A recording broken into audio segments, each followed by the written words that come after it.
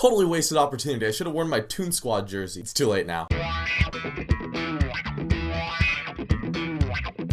So Early Man is the newest stop-motion animated feature by Aardman Entertainment. They brought us Wallace and Gromit, Chicken Run, Shaun the Sheep, Pirates, Arthur Christmas. And in this movie you have a group of cavemen. They live in this valley. They're in the Stone Age and their life is simple for them. Everything's good. But all of a sudden this big army with a bunch of bronze weapons and equipment, they come and take over their valley. But then this little caveman voiced by Eddie Redmayne, he goes into their town and he sees they have this big affinity for soccer, or football as it's known throughout the world. And he's like, hey, we're gonna challenge you guys to a game of football. If we win, we get our valley back. If we lose, then we have to work in your mines mining for bronze forever. And if my joke at the beginning of the review about the Toon Squad jersey didn't make sense then, it should make sense now because yeah, this movie has the same plot as Space Jam. I like Aardman Entertainment's stuff. Their Wallace and Gromit stuff I think is great. Chicken Run I think is really good. Now their last movie, well, I didn't see Shaun the Sheep actually, but the last movie I saw by them was Pirates. In the theaters I really liked it, and it was actually one of the first Blu-rays I bought when I started collecting Blu-ray movies that came out around that time. But it's probably been like 5 years and I have yet to watch it at home. So the movie was good, but apparently I never felt like rewatching it. I always want to go out there and support stop motion movies because you don't see them that often and usually they don't do very well in the box office. Early Man is also not doing very great box office wise. I thought the movie was pretty enjoyable. It's not Kubo and the Two Strings for me, but I thought like it was good. The voice cast is interesting because there's a lot of people in the voice cast that you will recognize once you see their names in the credits, like Eddie Redmayne, Tom Hiddleston, Maisie Williams. Professor Sprout is in the movie for a little bit, so there's a good voice cast there. But you don't pick out their voices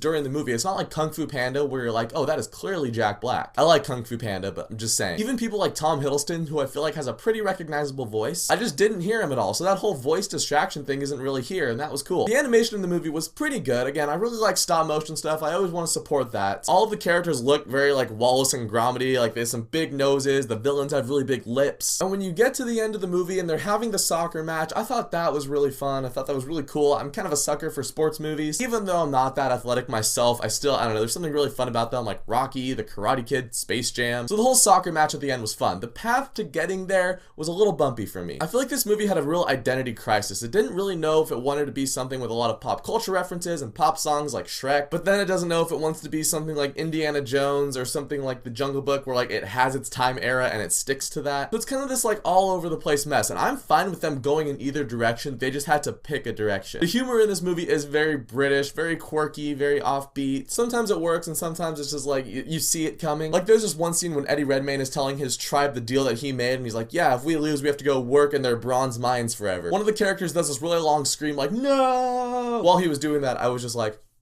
what's a mine? Right when he's done screaming, he goes, ah!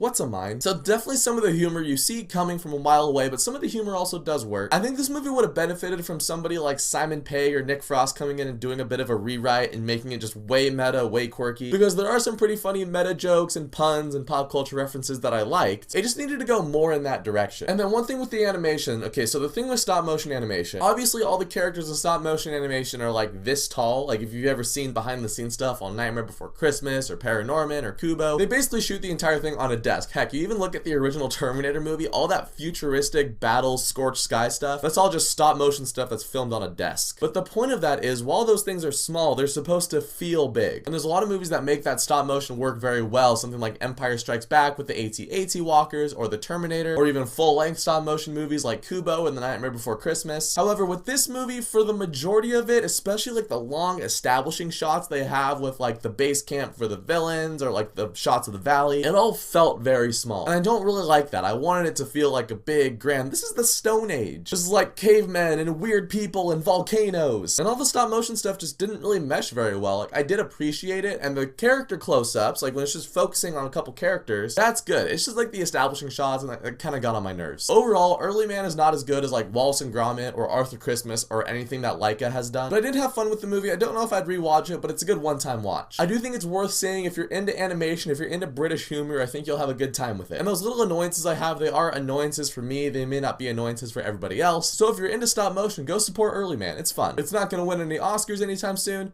but it's cool. And so Early Man, have you guys seen it? Let me know what you think of it down in the comments. And thank you so much for watching this video. If you guys liked it, you can click subscribe and check out some of my other videos, and I'll catch you guys next time.